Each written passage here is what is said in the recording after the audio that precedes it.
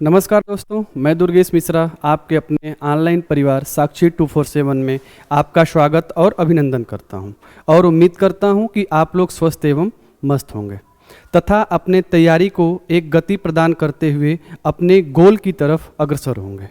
दोस्तों, हम लोगों ने अपनी पिछली कक्षा में संविधान की मूलभूत चीज़ों को समझा।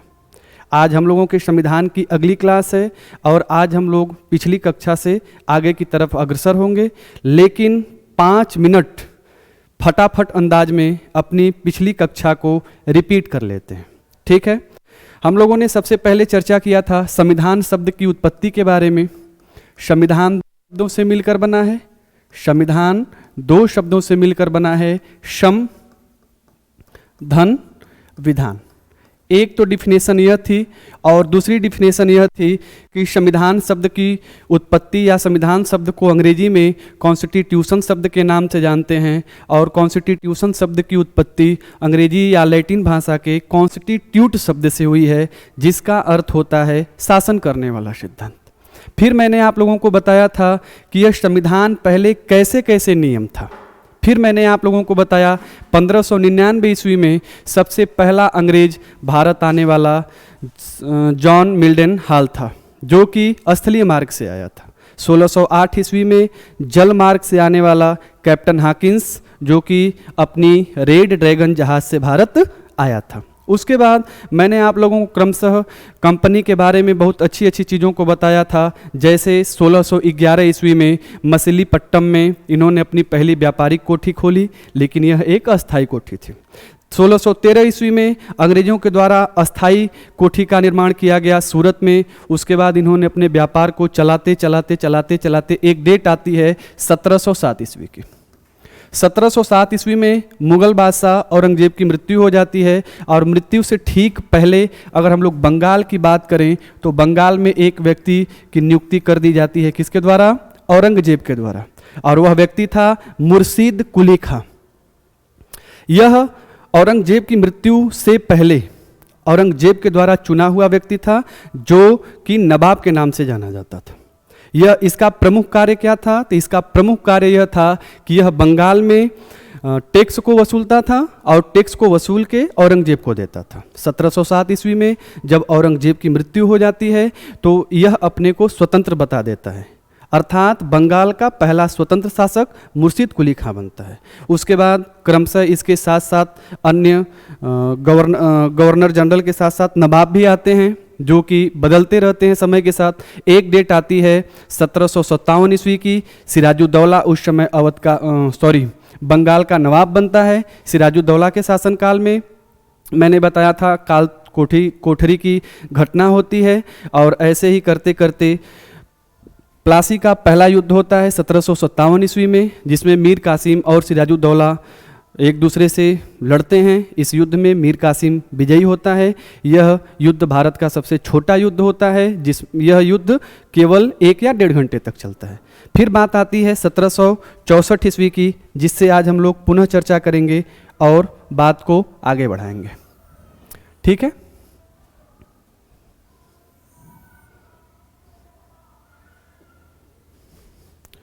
1764 ईस्वी का 1764 का बक्सर का युद्ध।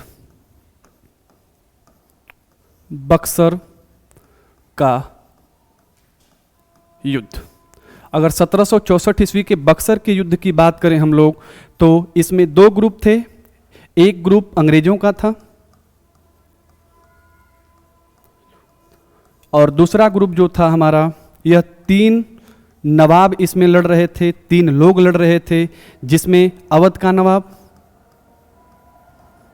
अवध का नवाब, दूसरा मुगल वंश का शासक, मुगल वंश का शासक, और तीसरा बंगाल का तत्कालिक नवाब, बंगाल का तत्कालिक नवाब। यह लोग कौन कौन थे? तो अवध का नवाब उस समय था सुजाउद्दौला,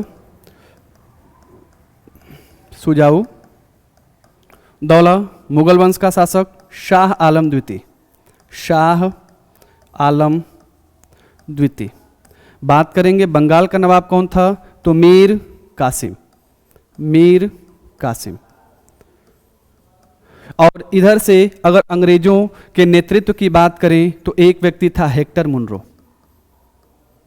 हेक्टर मुनरो। यह युद्ध हुआ मित्रों, यह युद्ध बहुत अच्छे से हुआ और इस युद्ध में अंग्रेजी सेना जीत जाती है। इस युद्ध को जीतने के बाद क्या क्या प्रभाव तत्कालिक भारत पर पड़ा, इसको समझने का प्रयास करिए, क्योंकि यहीं से हमारे संविधान की सीढ़ियां वास्तविक रूप में शुरू होती हैं। ठीक है, समझने का प्रयास करिएगा कि प्रभाव क्या क्या पड़ा। तो प्रभाव में सबसे पहले नंबर 1 प्रभाव पड़ा कि अगले 20 से 25 वर्षों तक यह तय हो गया कि बंगाल पर अगर कोई राज करेगा तो वह केवल अंग्रेज करेंगे। अर्थात बंगाल पर अंग्रेजों का राज हो गया। किसका? अंग्रेजों का राज हो गया। अब ध्यान में रखिएगा, उस समय बंगाल के अंतर्गत उड़ीसा प्रांत और बिहार प्रांत भी आता था। अर्थात यह भारत के लगभग 25 से 30% भूभाग पर अब अंग्रेजों का कब्जा हो चुका था। अब इसके पीछे के जो तात्कालिक कारण थे, क्यों कब्जा हुआ, इसको समझने का प्रयास करिए। तो बंगाल में अंग्रेजों का राज हो गया। क्यों हुआ? अगर हम लोग चलेंगे 1764 ईस्वी के युद्ध के बारे में, 1764 के युद्ध के बारे में, तो मैंने बताया कि अवध का जो नवाब था सुजाऊ दौला, उस समय तात्कालिक भारत में, मध्य भारत, ध्यान में रखिएगा इंपॉर्टेंट है, मध्य और उत्तर भारत में सर्वाधिक शक्तिशाली शासक था। क्यों था? अगर थोड़ा सा और पीछे आएंगे तो 1761, या फिर रहने दीजिए, इसको इतिहास में ही समझेंगे, ज़्यादा अच्छा होगा। अगर हम लोग बात करेंगे, एक मिनट, सॉरी, यह डेट मैंने गलत लिख दिया है, यह 1761 होगा, 1764 होगा।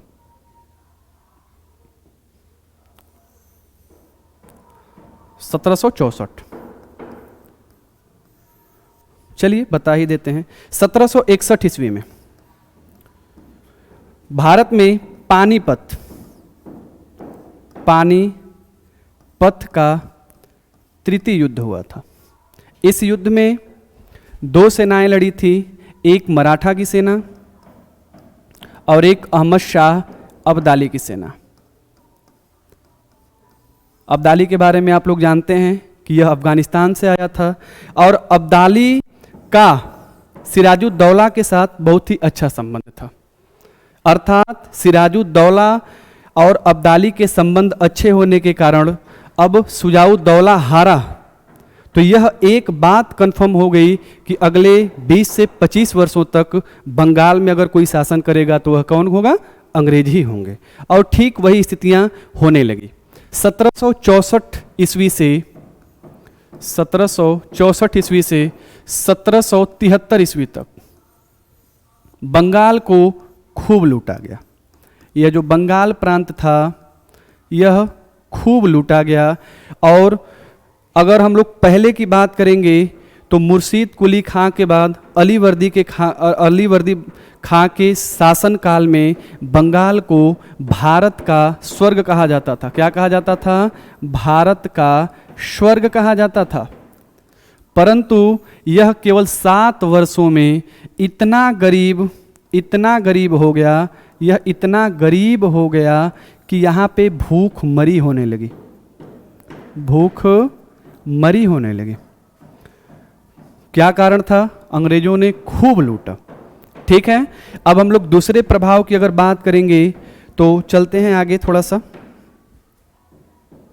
दूसरा प्रभाव यह हो गया कि अब भारत अगले 250 वर्षों तक अपने पैरों में दासता की जंजीर को बांध लिया था।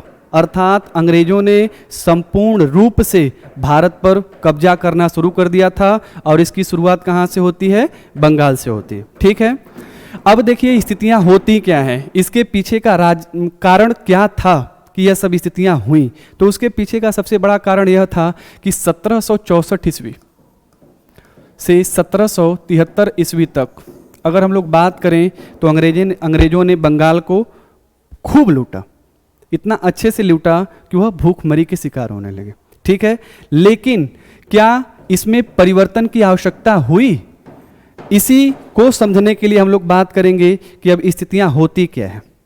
दोस्तों, आप लोगों को पता है कि जब सत्ता चाहे नई आती हो, चाहे नया धन आता हो, चाहे नई शक्ति आती है, तो अपने साथ अनेक कुरीतियों को लाती है और उन्हीं कुरीतियों के अंतर्गत हमारी ईस्ट इंडिया कंपनी जो कि ब्रिटेन से आई थी वह फंस चुकी थी।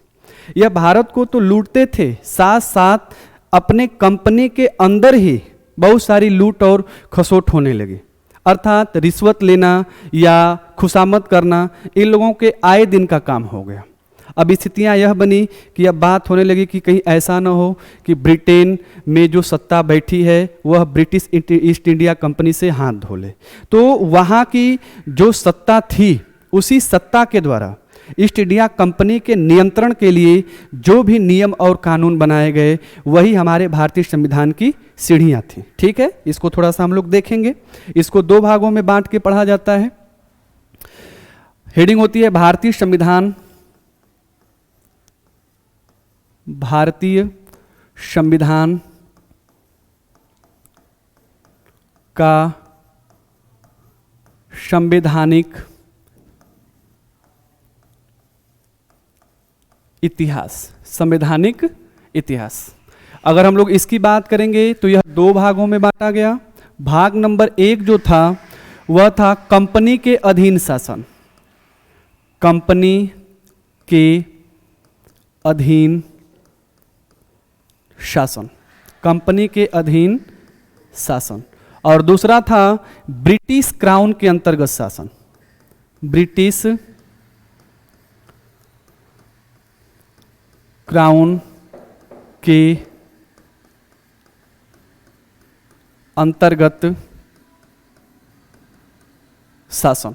तो आज हम लोग कोशिश करेंगे कि कंपनी के अधीन के शासन को हम लोग समझ लें। तो चलिए वास्तविक रूप में आज आपके क्लास का आगाज होता है और हम लोग देखते हैं सबसे पहले कंपनी के अधीन शासन।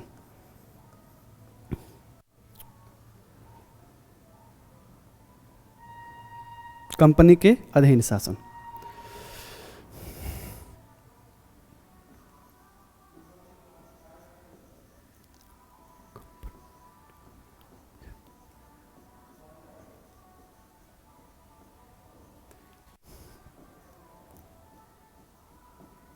कंपनी के अधीन शासन, इसके अंतर्गत बहुत सारे एक्ट को पढ़ना होता है, जिसमें सबसे पहला जो एक्ट होता है हमारा, सबसे पहला रेगुलेटिंग एक्ट।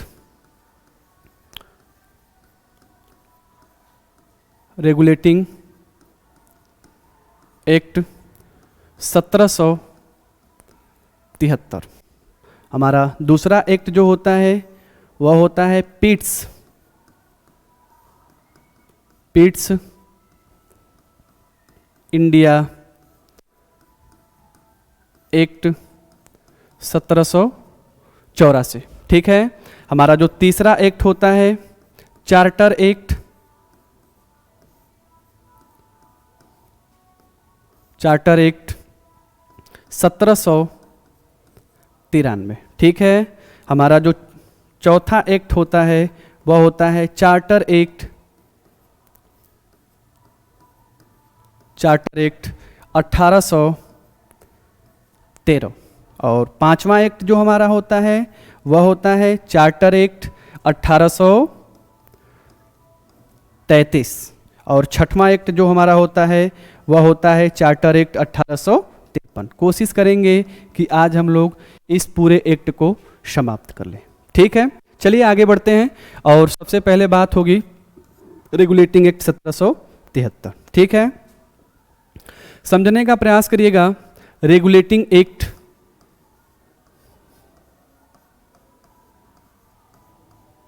Regulating act 1773। थोड़ा सा आप लोगों को पीछे लेके चलता हूं पहली वाली क्लास में।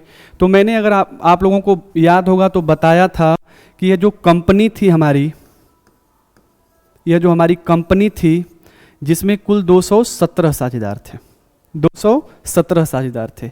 इसको सुचारू रूप से चलाने का जो काम किया जाता था, उस टीम में एक गवर्नर हुआ करता था, एक उप गवर्नर हुआ करता था और 24 अन्य सदस्य हुआ करते थे, है ना? याद होगा आप लोगों को। अर्थात इन सभी टीम को मिला के, अर्थात कुल 26 सदस्यों को मिला के, इसको हम लोग निदेशक मंडल के नाम से जानते थे। किस नाम से? निदेशक मंडल के नाम से हम लोग जानते थे। ठीक है, इसके बारे में मैंने चर्चा किया था। अगर थोड़ा सा इसके और पीछे जाएंगे तो अगर ब्रिटेन की हम लोग बात करेंगे दोस्तों, तो ब्रिटेन में शासन चलाने के लिए मुख्य रूप से जो दो संस्थाएं जिम्मेदार होती हैं, उन दोनों संस्थाओं के बारे में हम लोग देखेंगे। सबसे पहला निदेशक मंडल, जिस पर चर्चा हुई थी, निदेशक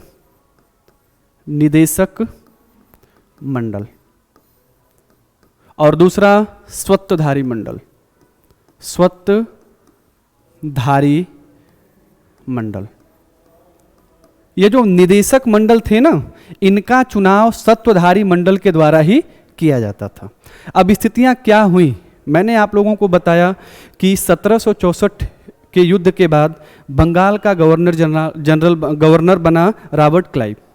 रॉबर्ट क्लाइव ने क्या किया? रॉबर्ट क्लाइव ने 1764 ईस्वी में बंगाल में क्या कर दिया? बंगाल में द्वैध शासन लगा दिया, द्वैध शासन लगा दिया। बंगाल में द्वैध शासन लगा दिया। अब द्वैध शासन का अर्थ होता क्या है? तो इसका अर्थ होता है दोस्तों दोहरा शासन। अर्थात अब दोहरा शासन का अर्थ, अब आपको टैक्स दो जगह देने की आवश्यकता होगी। यह जो पहला टैक्स होगा, अर्थात एक टैक्स तो वहां की जनता जो देगी वह डायरेक्ट देगी ईस्ट इंडिया कंपनी को, ईस्ट इंडिया कंपनी को। और दूसरा जो टैक्स होगा, दूसरा टैक्स जो दिया जाएगा, दूसरा टैक्स जो दिया जाएगा वह दिया जाएगा वहां के स्थानीय शासक को। समझ पा रहे हैं आप लोग? ठीक है, अर्थात शासन करने की जिम्मेदारी किसी और की होगी, टैक्स वसूलने की जिम्मेदारी किसी और की होगी। और इस माध्यम से अगले 7 वर्षों में बंगाल को खूब अच्छे तरीके से लूटा गया। ठीक है, यह सब बात हम लोग कर चुके हैं।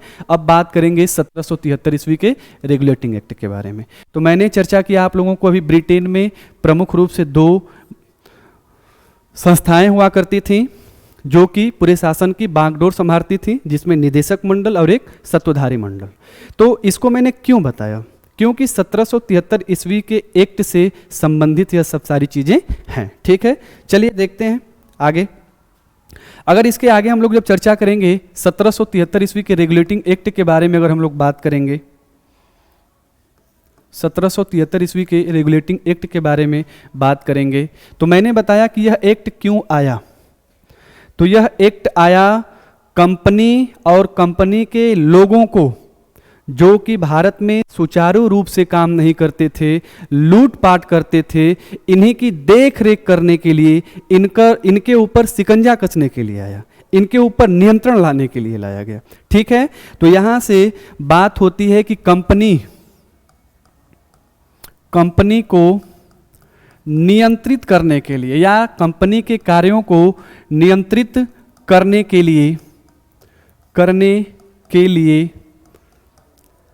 इस एक्ट को लाया गया। ठीक है, इस एक्ट को लाया गया। यहां से एक प्रश्न और पूछता है, और वह बहुत ही इंपॉर्टेंट प्रश्न है कि 1773 ईस्वी के रेगुलेटिंग एक्ट के समय ब्रिटेन का प्रधानमंत्री कौन था? ब्रिटेन का प्रधानमंत्री कौन था? प्रधानमंत्री कौन था? तो उस समय ब्रिटेन के जो प्रधानमंत्री थे वह थे, अगर हम कोई दूसरा कलर ले लेते हैं, लॉर्ड नाथ। कौन थे? लॉर्ड नाथ। दूसरा प्रश्न यह पूछता है कि आप यह बताइए कि समिति कौन सी थी? तो इस एक्ट को लाने वाली जो समिति थी दोस्तों, वो समिति का नाम था गुप्त समिति। गुप्त समिति। ठीक है, समझ पा रहे हैं आप लोग? अब यह तो चीजें थी कि यह क्यों लाई गई, कैसे आई, उस समय कौन प्रधानमंत्री था। अब इससे क्या क्या सुधार भारत में हुए, इसको हम लोग समझने का प्रयास करेंगे। ठीक है, चलिए देखते हैं। 1773 ईस्वी के एक्ट के द्वारा 1773 के एक्ट के द्वारा 1773 के एक्ट के द्वारा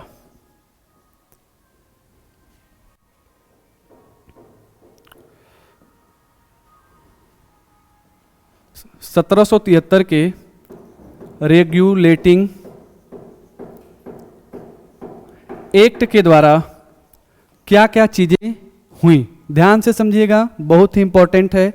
तो सबसे पहली चीज तो इसमें यह हुई कि बंगाल का गवर्नर,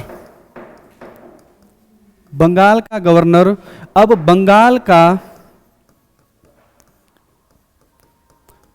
का गवर्नर जनरल कहा जाने लगा।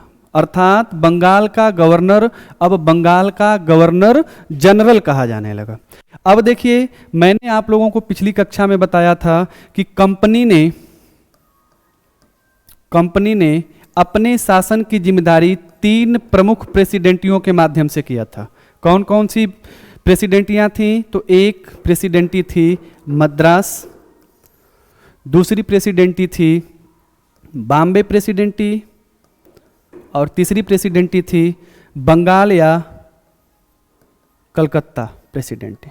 ठीक है, तो जब बंगाल का गवर्नर जनरल बना दिया गया, तो यह जो 2 प्रेसिडेंटियां थीं बॉम्बे और मद्रास, इसको बंगाल के अधीन कर दिया गया। अर्थात बंगाल का गवर्नर जनरल जो भी कानून और नियम बनाएगा वह बॉम्बे और मद्रास में भी सुचारू रूप से लागू किया जाएगा। ठीक है, अब इसी के समय एक और सुधार किया गया कि यह जो गवर्नर थे, हमारे गवर्नर जनरल, इनकी सहायता करने के लिए, गवर्नर जनरल की सहायता करने के लिए एक गवर्नर परिषद की स्थापना की गई। गवर्नर परिषद की स्थापना की गई। गवर्नर परिषद की स्थापना की गई। अब अध्यक्ष तो हो गए कौन? Warren Hasting. गवर्नर जनरल कौन पहले बने थे? Warren Hasting.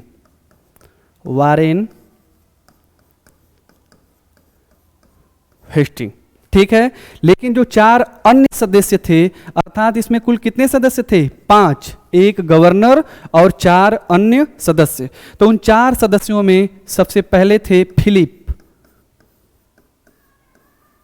दूसरे थे मानसन, तीसरे थे बरवेल, और एक थे क्वेलरिंग।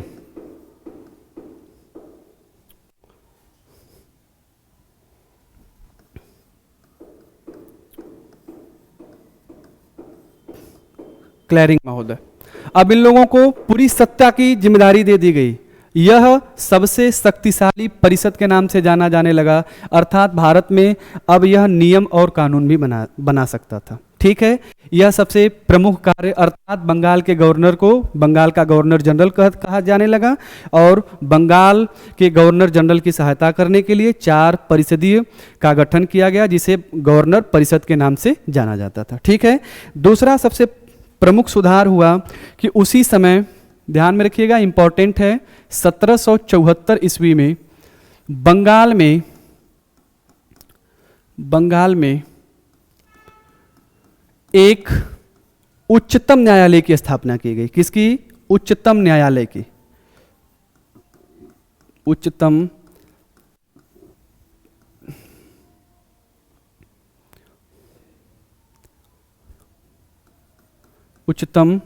न्यायालय की स्थापना की गई। ठीक है, उच्चतम न्यायालय की स्थापना की गई। उच्चतम न्यायालय कुल कितने सदस्यों का था? तो कुल 4 सदस्य हुआ करते थे, जिसमें एक मुख्य न्यायाधीश, इंपॉर्टेंट है, एक मुख्य न्यायाधीश और 3 अन्य न्यायाधीश। 3 अन्य न्यायाधीश। ठीक है। एक जो हमारे मुख्य न्यायाधीश थे उस समय तत्कालिक, उनका नाम था सर एलिजाह इम्पे। ठीक है। जबकि 3 अन्य सदस्यों में थे हमारे हाइड,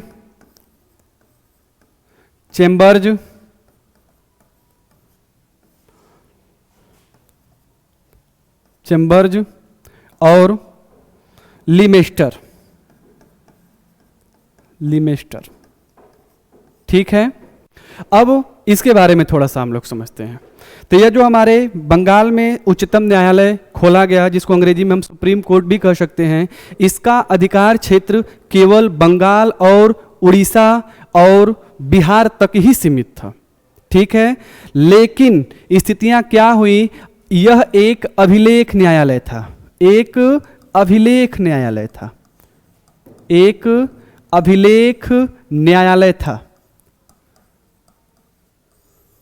अगर आप इस न्यायालय से संतुष्ट नहीं हैं तो ब्रिटेन में प्रिवी काउंसिल में जाके इसके खिलाफ, जो भी यह सुनवाई करता है उसके खिलाफ आप जाके वहां पे दूसरा मुकदमा चालू कर सकते हैं।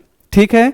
अब इसका जो अधिकार क्षेत्र था कहां तक था? तो इसका अधिकार क्षेत्र मैंने बताया कि बंगाल और बिहार और उड़ीसा तक सीमित था। परंतु भारत का कोई भी व्यक्ति जो चाह रहा है कि नहीं मैं जाके मुकदमा करूं बंगाल के सुप्रीम कोर्ट में, तो उसके लिए पक्ष जो था और विपक्ष था, इन दोनों लोगों की मंजूरी जरूरी थी।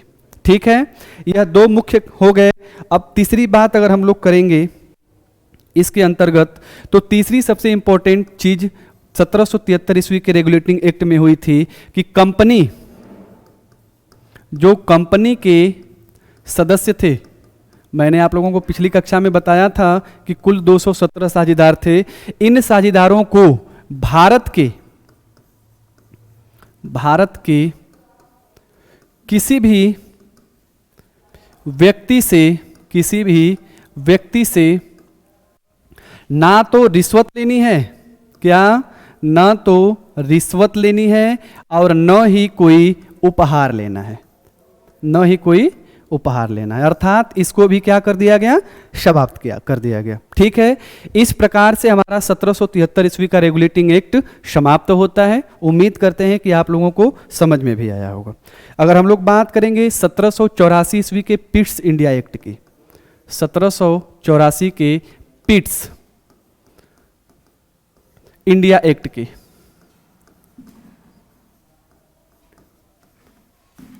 पिट्स इंडिया एक्ट की, तो दोस्तों यह भी इंपॉर्टेंट ही है क्योंकि यह हमारे संविधान की सीढ़ियों के लिए यह दूसरी सीढ़ी है। ठीक है। अगर बात करेंगे तो इसमें सबसे इंपॉर्टेंट प्रश्न यह बनता है कि उस समय ब्रिटेन के प्रधानमंत्री कौन थे?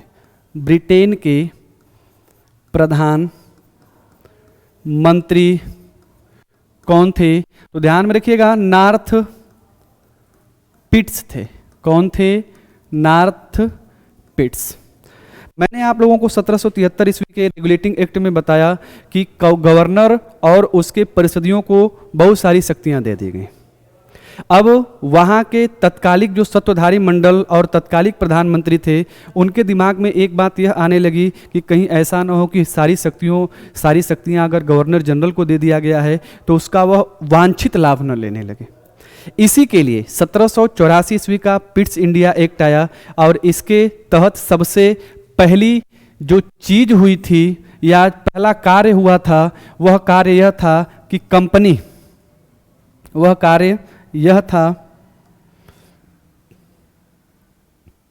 कि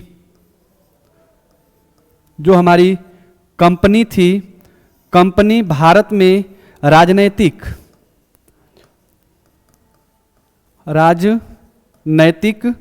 तथा राजनैतिक और व्यापारिक यह दोनों क्रियाकलापों को देखती थी। यह दोनों क्रियाकलापों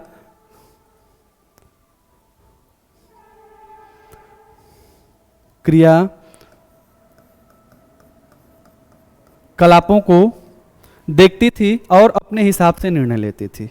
तो इन्होंने क्या किया, इन्होंने इस चीज को बदल दिया और इस चीज को बदलने के बाद सबसे पहला काम इन्होंने क्या किया, इस चीज को बदलने के बाद इन्होंने कंपनी के जो अधिकार क्षेत्र थे इसमें कटौती कर दिया। सबसे पहला काम कि इन्होंने बताया कि कंपनी का जो मुख्य कार्य है व्यापारिक गतिविधियों पर ध्यान देना, यह तो कंपनी ही करेगी, परंतु जो राजनैतिक गतिविधियां हैं, राजनैतिक जो गतिविधियां हैं, राजनैतिक गतिविधियों पर इनका कोई हस्तक्षेप नहीं होगा, क्योंकि इनके लिए राजनैतिक क्रियाकलापों के लिए लंदन में ही, ध्यान में रखिएगा इंपॉर्टेंट है, लंदन में ही एक निर्देशक मंडल जिसको कहते हैं, निर्देशक मंडल या नियंत्रक मंडल की स्थापना कर दी गई। क्या कर दी गई? स्थापना कर दी गई। यह कुल कितने सदस्य थी? 6 सदस्य थी। मेरे कहने का आशय यह है कि इसके पहले तो व्यापारिक और राजनैतिक टोटल क्रियाकलाप अंग्रेजी ईस्ट इंडिया कंपनी के अधीन थे, परंतु 1784 ईस्वी के पिट्स इंडिया एक्ट के द्वारा राजनैतिक और व्यापारिक क्रियाकलाप को अलग कर दिया गया। अब स्थितियां यह हुई कि अब जो कंपनी थी यह केवल राजनैतिक को छोड़ के व्यापारिक चीज़ों को देखेंगी, जबकि राजनैतिक चीज़ों से संबंधित अगर कोई भी चीज़ होगी तो कंपनी को लंदन में एक नियंत्रक मंडल या नियंत्रक बोर्ड का स्थापना किया गया जो कि 6 सदस्य थी, उससे आज्ञा लेनी पड़ेगी। अर्थात अगर सीधा सीधा मैं कहूं तो भारत में किसी भी राजा के साथ अगर यह संधि करना चाहते हैं या फिर उनके साथ युद्ध लड़ना चाहते हैं तो उनको अब लंदन के नियंत्रक मंडल, ध्यान में रखिएगा, लंदन में स्थित नियंत्रक मंडल से हाँ भरवानी पड़ेगी, अर्थात सहमति लेनी पड़ेगी। यह इस एक्ट के द्वारा सबसे इंपॉर्टेंट चीज हुआ था। ठीक है, अगर हम लोग आगे बात करें तो दूसरा सबसे इंपॉर्टेंट कार्य इसमें यह किया गया था कि उपहार लेना, कंपनी के जो भी सदस्य थे उपहार लेने पर पूर्ण रूप से प्रतिबंधित कर दिया गया, पूर्ण रूप से प्रतिबंधित कर दिया गया। यह भी इंपॉर्टेंट है, प्रतिबंधित कर दिया गया। ठीक है, समझ पा रहे हैं आप लोग? यह 2 चीजें ही इसमें सबसे ज्यादा इंपॉर्टेंट थी। अगर हम लोग बात करेंगे 1793 ईस्वी के चार्टर एक्ट की तो 1793 ईस्वी का चार्टर एक्ट, चार्टर एक्ट 1793 ईस्वी के चार्टर एक्ट के बारे में समझेंगे हम लोग। तो सबसे पहला कार्य इसके द्वारा किया गया था कि कंपनी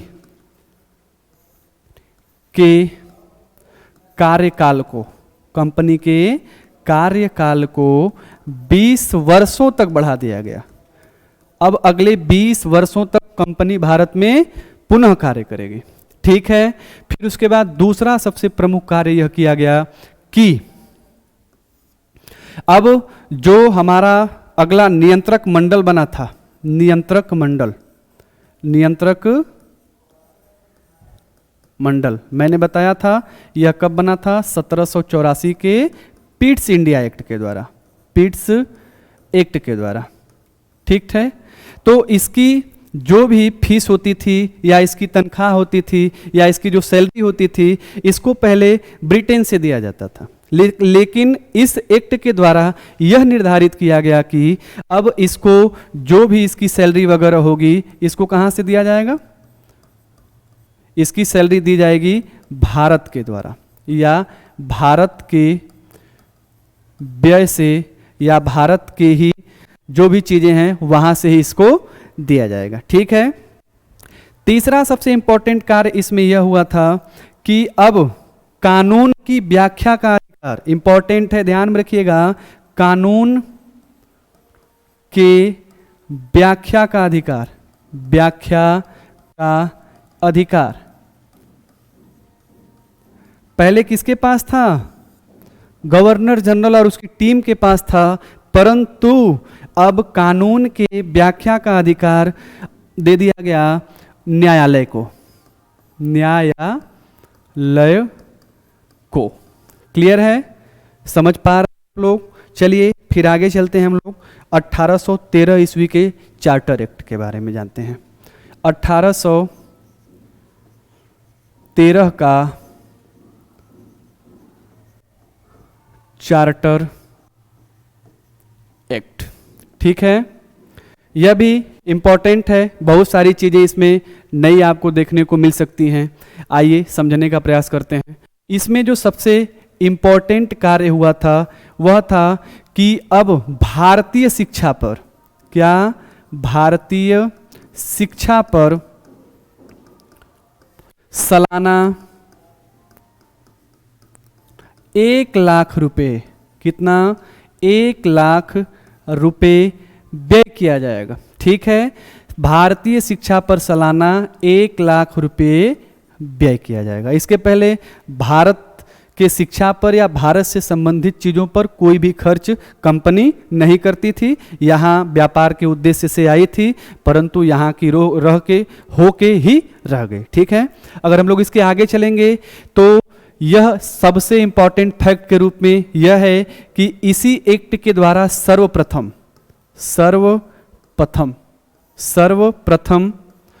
भारत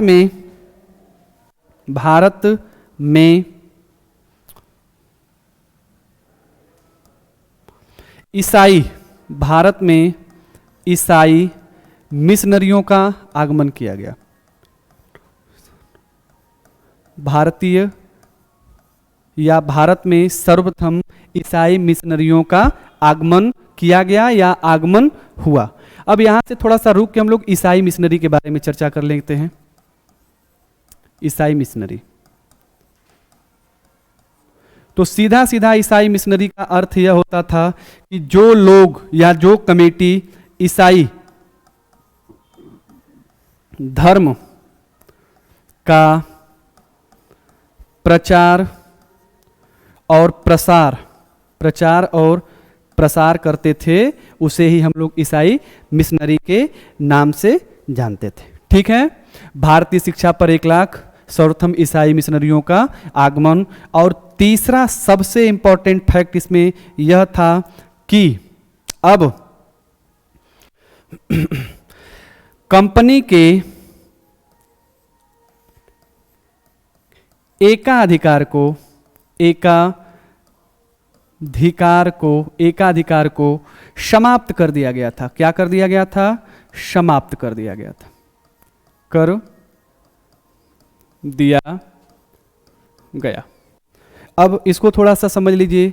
तो कंपनी का एकाधिकार का अर्थ यह होता था कि ब्रिटेन से जो भी व्यक्ति भारत में व्यापार करना चाहते हैं वह केवल कंपनी के अधीन या कंपनी के माध्यम से ही करेंगे। परंतु अब 1813 ईस्वी के भारत शासन अधिनियम या 1813 के चार्टर एक्ट अधिनियम के द्वारा इस व्यवस्था को समाप्त कर दिया गया। अब कोई भी ब्रिटिश प्रांत से संबंधित व्यक्ति भारत में स्वतंत्र रूप से आके व्यापार को कर सकता है। ठीक है। परंतु इसमें दो चीजों को अपवाद के फलस्वरूप रख दिया गया और वह दो चीजें थी, वह थी चाय, पहला चाय और दूसरा चीन।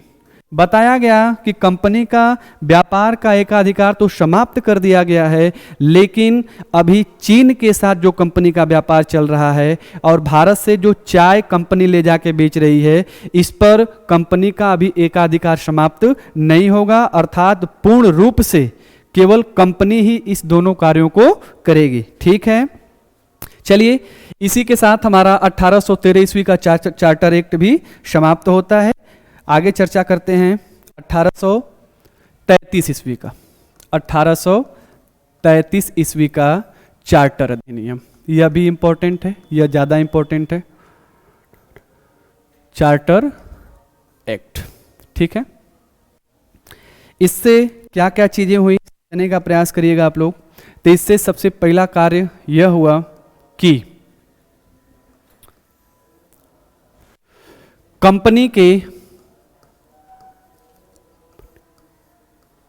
एकाधिकार, मैंने बताया था चाय और चीन को छोड़ के, तो कंपनी के एकाधिकार को पूर्ण रूप से समाप्त कर दिया गया। किस रूप से? पूर्ण रूप से समाप्त कर दिया गया। अब कंपनी का कोई एकाधिकार नहीं रहेगा, पूर्ण रूप से समाप्त कर दिया गया, समाप्त कर दिया गया। ठीक है, अब दूसरा इंपॉर्टेंट फैक्ट यहां से निकल के यह आता है कि दूसरा कार्य क्या किया गया था। तो दूसरा कार्य यह किया गया था कि बंगाल के गवर्नर जनरल को बंगाल के गवर्नर जनरल को भारत का गवर्नर जनरल बना दिया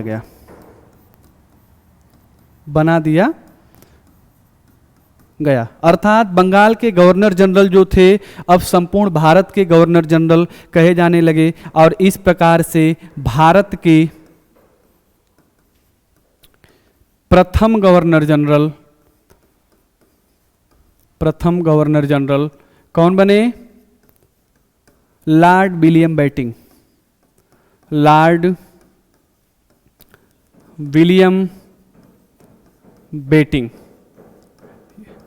एक खड़ी पाई और बना लीजिए। भारत के प्रथम governor general Lord William Bentinck बने। अब देखिए, यह जो गवर्नर जनरल है, यहाँ से बहुत सारे प्रश्न आपकी परीक्षाओं में पुटअप किए जाते हैं, इसलिए मैंने सोचा कि इस क्लास में इसको भी मैं निश्चित रूप से आप लोगों को बताऊं। तो सबसे पहले उसकी चर्चा कर लेते हैं, फिर उसके बाद 1833 ईस्वी के अधिनियम में आगे बढ़ेंगे। ठीक है, तो सबसे पहला प्रश्न यहां से यह बनता है कि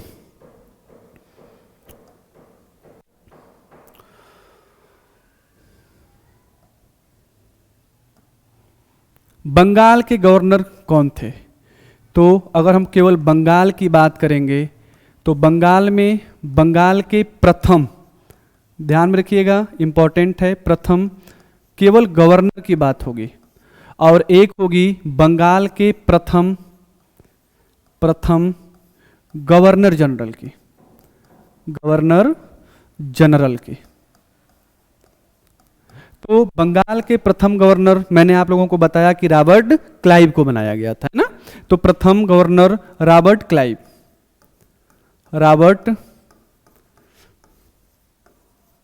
क्लाइव और बंगाल के प्रथम गवर्नर जनरल कौन बने? तो इसका इंपॉर्टेंट उत्तर यह है कि बंगाल के प्रथम गवर्नर जनरल वारेन हेस्टिंग बने। ठीक है, वारेन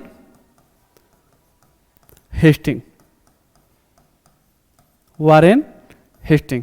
यह बंगाल अब समाप्त हो गया। अगर हम लोग चर्चा करेंगे अगर भारत की, कि पूरे भारत की अगर चर्चा हो तो पूरे भारत में जो प्रश्न बनेंगे वह यह होंगे कि भारत के प्रथम गवर्नर जनरल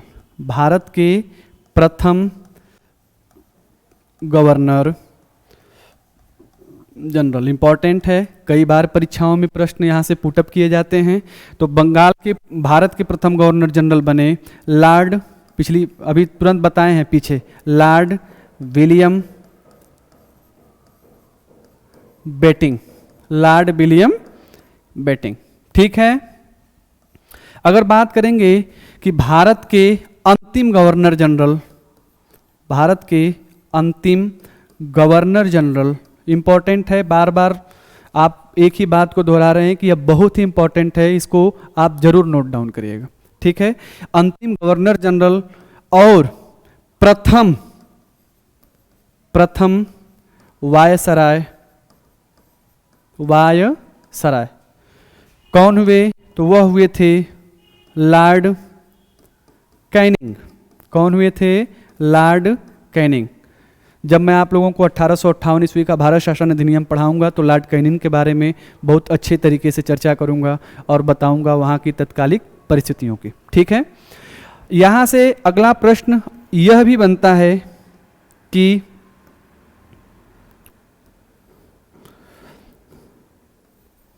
भारत के अंतिम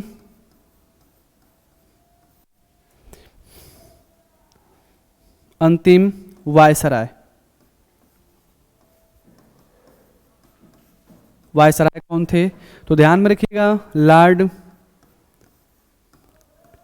माउंट बेटन।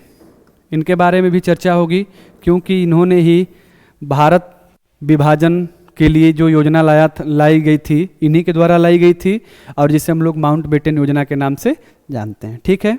यहाँ से एक अंतिम प्रश्न यह बनता है कि भारत के प्रथम और अंतिम भारतीय गवर्नर जनरल तो सी राजगोपालाचारी। ठीक है। इसको आप लोग जरूर दोहराइएगा। अब लोग हम लोग चलते हैं अपने 1833 ईस्वी के भारत शासन अधिनियम पर। ठीक है। अगर इसके आगे हम लोग जब चर्चा करेंगे तो दो चीज़ों की चर्चा हो चुकी है कि इसी एक्ट के द्वारा बंगाल के गवर्नर जनरल को पूरे भारत का गवर्नर जनरल कहा जाने लगा। ठीक है। फिर उसके बाद मैंने बताया था कि कंपनी के एकाधिकार को पूर्ण रूप से समाप्त कर दिया गया। ठीक है। तीसरा सबसे इंपॉर्टेंट फैक्ट यह है कि इसी एक्ट के द्वारा कंपनी का शासन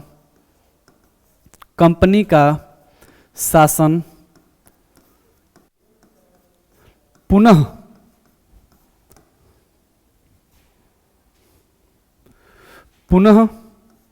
20 वर्षों के लिए बढ़ा दिया गया। कितने वर्षों के लिए? 20 वर्षों के लिए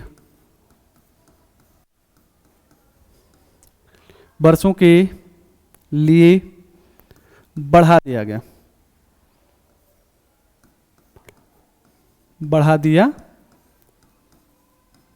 गया। ठीक है। चौथा इंपॉर्टेंट फैक्ट यहां से क्या निकला था? तो चौथा इंपॉर्टेंट फैक्ट यह निकला था कि 1834 ईस्वी में लॉर्ड मैकाले, इनके बारे में भी थोड़ा सा चर्चा होगा, लॉर्ड मैकाले की अध्यक्षता में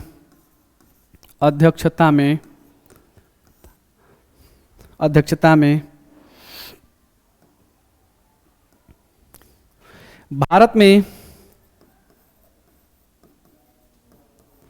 प्रथम विधि आयोग की स्थापना की गई। विधि आयोग की स्थापना की गई। ठीक है। समझ पा रहे हैं आप लोग? स्थापना की गई। अब थोड़ा सा लॉर्ड मैकाले के बारे में चर्चा कर लेते हैं 2 मिनट। लॉर्ड मैकाले वही व्यक्ति हैं जिन्होंने भारत में अंग्रेजी को शिक्षा का माध्यम बनाया 1854 ईस्वी में। ठीक है। और लॉर्ड मैकाले वही व्यक्ति हैं जिन्होंने भारत के इंडियन पेनल कोड अर्थात IPC 1862 का निर्माण किया है, निर्माण किया है। ठीक है, यह जो आईपीसी है यह केवल भारत में ही नहीं वरन ब्रिटिश क्राउन और ब्रिटिश सैनिकों का जहां जहां पर शासन रहा है आईपीसी ही वहां पे चलती है, परंतु इसके नाम क्या होते हैं, अलग अलग होते हैं। ठीक है, पांचवा सबसे इंपॉर्टेंट कार्य इसमें क्या हुआ था, तो पांचवा सबसे इंपॉर्टेंट काम इसमें यह हुआ था कि भारत में प्रथम वित्तीय आयोग की स्थापना हो गई। 1843 ईस्वी में भारत में दास प्रथा समाप्त कर दिया गया, कर दिया गया। ठीक है, इस 1833 ईस्वी के एक्ट में ध्यान में रखिएगा, थोड़ा सा इंपॉर्टेंट है। 1833 ईस्वी के एक्ट में यह जो धारा 78 थी, धारा 78 या धारा 87, चलिए देख लेते हैं, धारा 87 ही लिख देते हैं अभी पहले। धारा 87 थी, धारा 87 के अनुसार किसी भी व्यक्ति के साथ जन्म या मूल के नाम से उस पर कोई भी हस्तक्षेप नहीं किया जाएगा या उसके साथ कोई भी व्यवहार परिवर्तित नहीं किया जाएगा या कोई भी दुर्व्यवहार नहीं किया जाएगा। ठीक है, अब लॉर्ड विलियम बेंटिंक के ही साथ भारत के राजा राम मोहन राय मिलके भारत में सती प्रथा को समाप्त किया था। ठीक है, उस समय तत्कालिक भारत में थोड़ा सा चर्चा कर लेते हैं। उस समय तत्कालिक भारत में दो कुरीतियां व्याप्त थी। पहली कुरीति दास प्रथा की थी, दास प्रथा की, और दूसरा सती प्रथा की बात थी, सती प्रथा की। अब दास प्रथा का अर्थ सीधा सीधा कि मानव पशु के समान होना, अर्थात जो मानव है उसको किसी भी व्यक्ति के द्वारा पशु के समान रखना, अर्थात कहने पर खड़ा हो जाना, कहने पर सोना, कहने पर खाना, यह सब ही दास प्रथा के अंतर्गत आते थे। ठीक है, अगर हम लोग सती प्रथा की बात करेंगे तो सती प्रथा के बारे में हम सभी जानते हैं कि किसी भी स्त्री का अगर पति मर जाता था, गुजर जाता था या फिर उनका देहांत हो जाता था तो उस स्त्री को पति के चिता के साथ ही चिता में जला दिया जाता था। अब समझ पा रहे हैं कि यह कितनी खतरनाक कुरीतियां थीं और इन दोनों को नष्ट किया गया, समाप्त किया गया लॉर्ड विलियम बेंटिंक के ही शासनकाल में। ठीक है, आज हम लोग आगे बढ़ेंगे। अब 1833 ईस्वी का चार्टर एक्ट अब समाप्त हो गया। 1853 ईस्वी का चार्टर एक्ट, 1853 ईस्वी का चार्टर एक्ट, इसमें दो चीजें प्रमुख रूप से की गई थी। पहली चीज यह थी कि अब कानून बनाने के लिए, भारत में ही कानून बनाने के लिए,